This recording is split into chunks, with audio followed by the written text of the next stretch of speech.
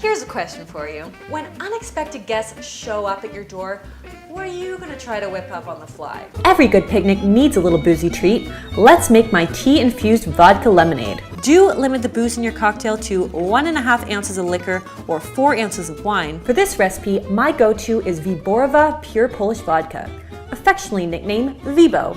This is a great vodka for those of you with celiac or gluten intolerance because not only is it 100% GMO-free, it's also naturally gluten-free. Oh, I love day drinking. Research shows that you can actually trick your mind into thinking you're drinking more simply by switching up your glassware and bulking up the portion of calorie-free ice.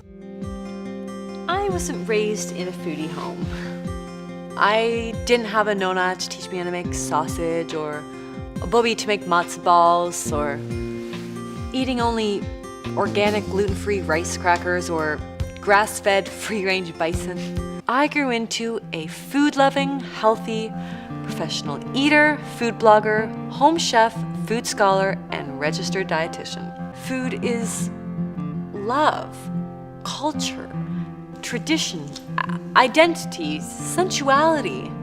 So in my practice, my research, and my everyday life, I've discovered that having a pleasurable relationship with food is one of the most essential components to good health.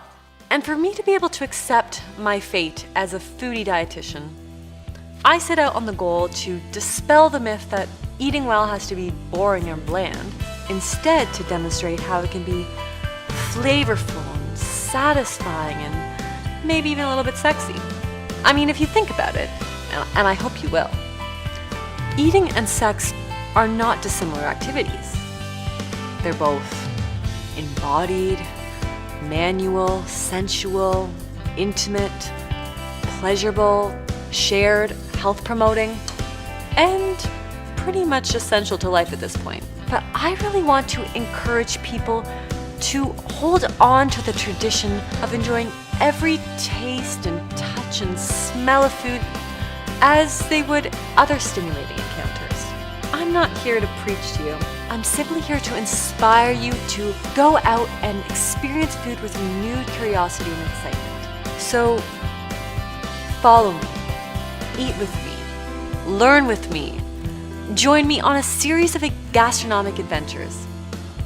Welcome to Abbey's Kitchen, where nothing says lovin' like something from the oven. I hope you brought your appetite. Today, I'm going to be thinking outside the user manual, showing you some unorthodox applications for some of my everyday kitchen tools. Let me show you what I mean. So let's face it, we've probably all bought one of these and used it once because we realized that bundt cakes are only marginally delicious.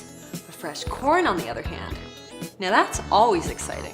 While I do love a good barbecued cob, there are times that I just want to remove the kernels so I can throw them into a super salad. And now I've seen people trying to get the kernels off by awkwardly hacking at it this way, but you know, that just makes me nervous. Fingers are good, people. Let's keep them. And all that delicious juice all over the cutting board, that's good too. So, if you just prop your cob into the bundt pan, you can slide your knife down the shaft like this. It is a lot more secure this way, and you can collect all the juices and kernels in one place. If I close my eyes, I can still taste all those autumnal flavors. The apples were tender and perfumed with the scent of comfort, coated so completely in caramelized sugar that created this chewy texture between my teeth. The topping was crumbly and crunchy and supple and satisfyingly sweet.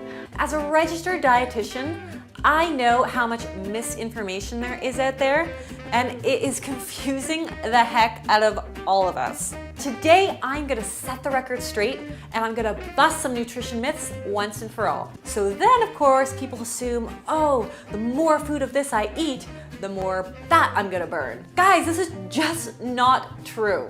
But thinking this is the cure-all after a week-long poutine bender, not so much. All of these juice programs and restrictive diets are based on the assumption that your body needs to be cleansed of its toxins. Abby, Reduced fat foods are always better for you. Dr. Sheffield on TV said so. A lot of those diet products, they kind of just taste like crap. So if you're like me, you're probably gonna feel so deprived, you're gonna have to have a slice of cheesecake afterwards. So now we're ready to pack this bad boy up. I like using eco-friendly products like these washable cloth napkins and cutlery.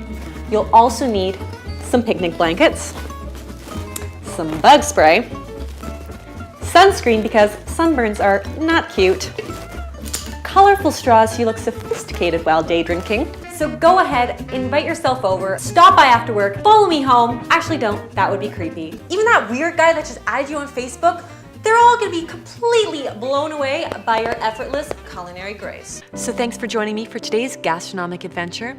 Be sure to check back regularly for upcoming episodes of Abby's Kitchen, where nothing says lovin' like selling from the oven.